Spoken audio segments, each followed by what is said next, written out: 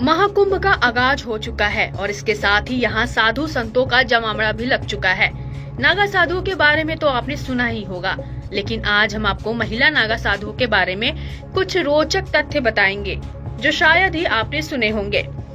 नागा में बहुत साधु वस्त्रधारी और बहुत साधु दिगंबर यानी बिना कपड़ों के होते हैं, लेकिन महिलाएं भी जब संन्यास में दीक्षा लेती हैं तो उन्हें भी नागा बनाया जाता है, लेकिन वे सभी कपड़े पहनती हैं। महिला नागा साधुओं को अपने माथे पर एक तिलक लगाना होता है। उन्हें एक ही कपड़े पहनने की अनुमति होती है जिसका रंग गेरुआ होता है। महिला नागा साधु बिना सिले हुए कपड़े पहनती हैं, जिसे गंती कहा जाता है। नागा साधु बनने से पहले महिला को 6 से 12 साल तक ब्रह्मचर्य का पालन करना होता है।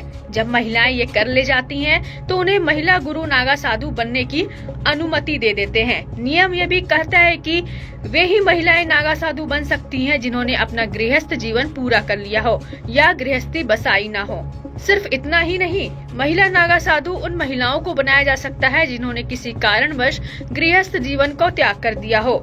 इस तरह की महिलाओं को अपने गुरु को यह सिद्ध करना होता है कि वह स्वयं को ईश्वर के लिए समर्पित कर चुकी हैं और वापस गृहस्थ जीवन में नहीं लौटेंगी। महिला नागा साधु किसी न किसी बड़े अखाड़े से जुड़ी हुई होती हैं। हालांकि उन्हें रहने के लिए अलग से भी आश्रम दिया जाता है। अपने आश्रम में वे अन्य महिलाओं साधुओं के साथ अपने जीवन को निकालती हैं। कुंभ मेले के दौरान अखाड़े में उनके लिए अलग से व्यवस्था की जाती है। यही नहीं, जब पुरुष नागा साधु कुंभ स्नान कर लेते हैं, उसी के पश्चात उन्हें पवित्र नदी के जल में उतरकर डुबकी लगाकर पुण्य अर्जित करना होता है। महिला नागा साधुओं के जीवन में कई सख्त नियम और परंपराएं शामिल है, खासकर पीरियड्स यानी कि मासिक धर्म के दौरान। तो आइए जानते हैं कि महिला नागा साधु पीरियड्स के दौरान महाकुंभ में स्नान और अन्य धार्मिक प्रक्रियाओं को कैसे संपन्न करती हैं। महिला नागा साधु के लिए पीरियड्स के दौरान कुछ विशेष नियम होते हैं। जब कोई महिला नागा साधु यानी कि पीरियड्स में होती हैं, तो वह पूजा और भगवान को छूने से बचती हैं। इस दौरान वे राख शरीर पर लपेटे रहती हैं और गंगा या संगम में स्नान नहीं करती है।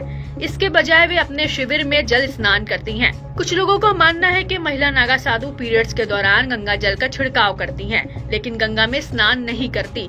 कुंभ के दौरान महिला नागा साधु के लिए एक विशेष माई बाड़ा बनाया जाता है, जिसमें सभी महिला नागा साधु रहती हैं। आपको बता दें कि महिला को नागा साधु बनाने से पहले उनके बीते पूरे जीवन की जानकारी ली जाती है। क्या महिला भगवान के प्रति समर्पित है? क्या वो कठिन साधना करने के योग्य है?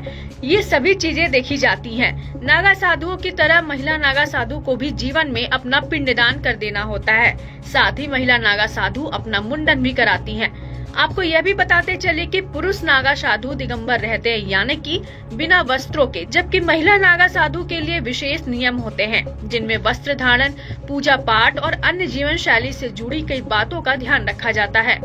महिला नागा साधुओं का आहार बहुत ही साधारण और प्राकृतिक होता है। वे मुख्य रूप से कंदमूल, फल, जड़ी बूटी और पत्तियां खाती हैं। उनका भोजन बिना पका हुआ होता है और वे शाकाहारी होती हैं। इसके अलावा महिला नागा साधु का दिन पूजा पाठ और ध्यान से शुरू होता है। वे सुबह ब्रह्म मुहूर्त में उठकर शिव जी का जाप करती हैं और शाम में भगवान दत्तात्रेय की पूजा करती हैं।